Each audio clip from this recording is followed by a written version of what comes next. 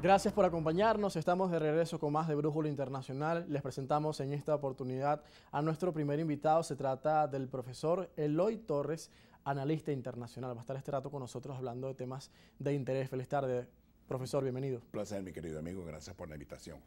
Bueno, hay diferentes temas que son menester abordar, como es el caso de la guerra de Rusia en Ucrania, la posición de varios países al respecto. Uno que sale a reducir y resalta mucho es China, con el presidente Xi Jinping, que ha presentado recientemente una propuesta de 12 puntos de paz para dar fin a la guerra, algo que ha recibido Rusia. Sin embargo, no vemos mayores intenciones de que pueda aplicarlo.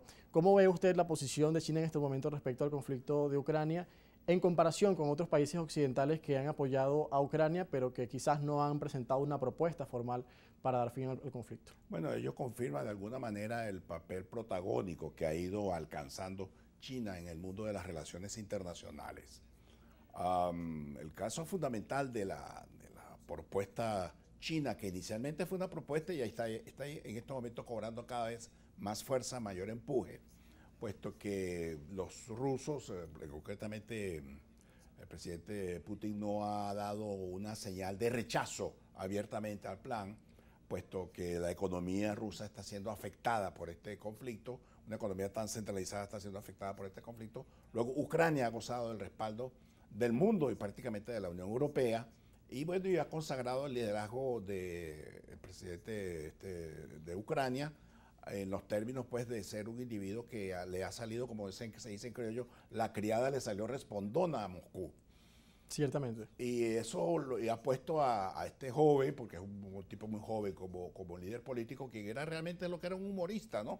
Y de la noche a la mañana se graduó de un hombre al frente de un Estado, de un gobierno, que ha logrado galvanizar a toda la sociedad ucraniana a su entorno, a su alrededor, y le ha mostrado, digamos, una postura dinámica y muy fuerte de liderazgo frente a las pretensiones de Moscú. Moscú creo que está muy mal desde el punto de vista de su potencialidad económica, porque ha sido afectada por esta guerra, una guerra para la cual ellos estaban contemplando un presupuesto muchísimo menor. Era una especie de una guerra de 7 días, para decirlo de alguna manera, y la cosa va más de un año, ¿no? Lo que eso significa un quiebre interno en las estructuras de poder de Rusia. Comienzan a darse señales de debilitamiento en las Fuerzas Armadas frente al grupo Wagner, que está asumiendo posturas que contradicen de alguna manera lo fundamental pues, del derecho de la guerra. Por otro lado, también está la presencia de otros factores, que muchos individuos que estaban de acuerdo de alguna manera con este presidente Putin, sin embargo, comienzan a mantener una actitud de distancia. Hay que tomar, por ejemplo, el caso de Gorbachev, quien, si bien es cierto, respaldó al inicio la postura de Putin frente al tema de Crimea, murió prácticamente alejado Sí. de las consejas. Al margen de esa Exactamente, política, ¿no? y ello ha marcado de alguna manera un debilitamiento interno de Putin, porque hay muchos funcionarios que son gente suya, que de su entorno se han ido, se han suicidado, otros se han ido. Han aparecido muertos. Han aparecido muertos, entonces eso te demuestra un quiebre interno en la estructura de poder de Rusia. No sabemos hasta qué punto eso va a tener un desenlace mucho más rápido, mucho más lento. Las cosas en política tienen una dinámica que depende justamente de ella misma, de cómo ella se vaya llevando a cabo. Ahora, ¿usted cree que es tan fuerte como parece esa estabilidad que muestra en su interior el gobierno de Vladimir Putin? ¿O usted cree que hay una fragilidad que se puede notar? Bueno, yo, vamos a decir, lo digo sin petulancia alguna, yo viví en Moscú y conocí bastante, de alguna manera bastante bien a los moscovitas, a los rusos, pues, ¿no? Con el mundo que me logré interactuar, allá uno percibe pues que la gente no está contenta con ese conflicto, más allá de lo que al principio sí mostraron una adhesión a la gesta pues de intervenir en Ucrania, por la sencilla razón de que hay una comunidad de valores que los vincula a Rusia, a Ucrania y a Bielorrusia, que tienen 300 y tantos años de una comunidad, de haber sido formado parte de una misma comunidad bajo la égida del zar de Moscú. ¿Está regresando Vladimir Putin a eso? Entonces, Vladimir Putin pretende volver a eso. Sin embargo, la criada, como se dice en criollo, la salió respondona.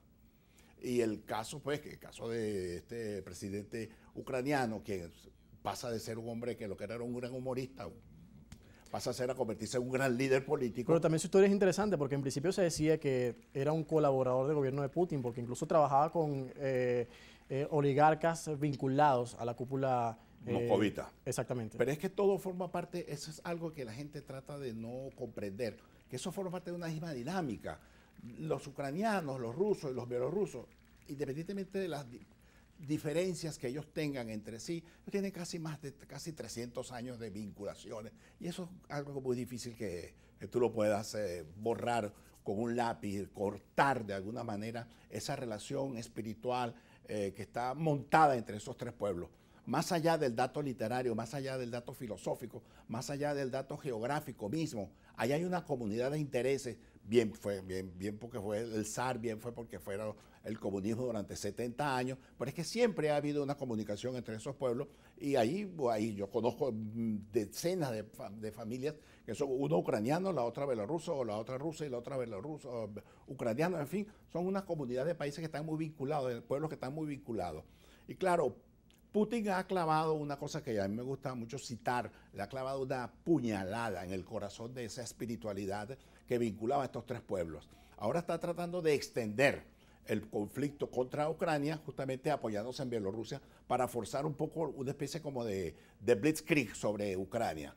Resulta que eso le hace mucho daño porque cansa a la población rusa, está obstinada, está hastiada del conflicto, porque en última instancia no fue como en la Segunda Guerra Mundial, que se sabía que estaban enfrentados a los nazis, sí, a Hitler, que hablan alemán. Estos son hermanos entre ellos.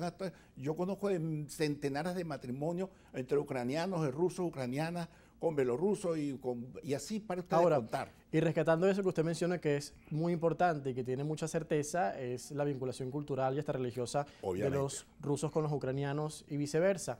Pero también está el pretexto de Putin en el caso de la expansión de la Alianza Atlántica OTAN, que por cierto pudiera verse esto como algo contraproducente, la guerra en Ucrania, el hecho de que Finlandia ya sea un miembro formal de la OTAN.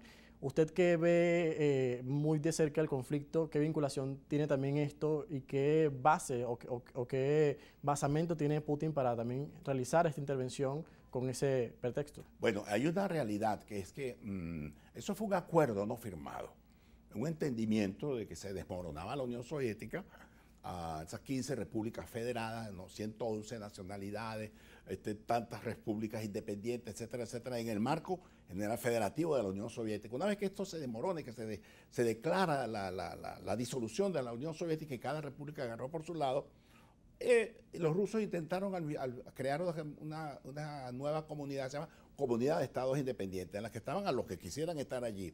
Sin embargo, Occidente, en mi opinión, y en la opinión de Henry Kissinger, por cierto, no quisieron entender que esos son pueblos que están vinculados por una dinámica histórica que uno no la puede desechar con un solo plumazo, ¿no? Porque son gente que están vinculadas, prácticamente hablan el mismo idioma, tienen la misma literatura. Los ucranianos son considerados una especie de Rusia pequeña frente a la pequeña y una Rusia más adelantada culturalmente frente a la Rusia de Moscú. Y eso hace pues que eso es un país que sea muy complejo, o sea, las relaciones sean muy complejas.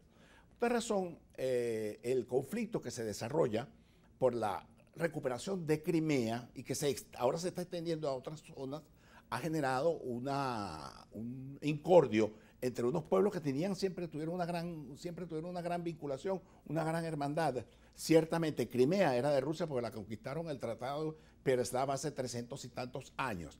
Claro, en el momento en que se desmorona la Unión Soviética, Yeltsin, en un intento por calmar las aguas, trató de decir, bueno, todos forman parte de la misma comunidad, pero Crimea pasa a ser, digamos, no propiedad, sino de Ucrania, a lo que a los rusos no les gustó la cosa, porque eso históricamente había sido de ellos. Y además es importancia estratégica, sobre todo. Amén de la importancia estratégica en el Mar Negro, que el desplazamiento de sus barcos, de su base naval que está allí en Crimea. Todo eso conforma un cuadro que creo que, en mi opinión, ha sido mal manejado, ha sido mal manipulado, e incluso puedo decir, un poco citando a Henry Kissinger, quien es un hombre que no lo puede decir que es prorruso, o que es procomunista, o que es por nada, por el contrario, pero dicen, mire señores, nosotros los actores internacionales hay que respetarles determinadas situaciones. En el caso de Rusia, Rusia tiene un papel que decir en ese mundo y nosotros no podemos ir allá a quererle imponer la democracia a esos países cuando que ellos no los quieren. Pero por lo menos la democracia en los términos en que uno en Occidente lo claro, percibe. Es un término más occidental, ¿no? Sí, es un término muy occidental, en cambio los rusos no comprenden eso, no entienden claro. eso. Sí. Doctor, vamos a continuar hablando sobre esto en la próxima parte. Estamos conversando con el profesor Eloy Torres, analista internacional, la tarde de hoy en Brújula Internacional, analizando varios rasgos y aspectos interesantes de lo que viene en el conflicto entre Rusia y Ucrania y la participación de otros actores internacionales que buscan mediar. Vamos al corte y regresamos con más.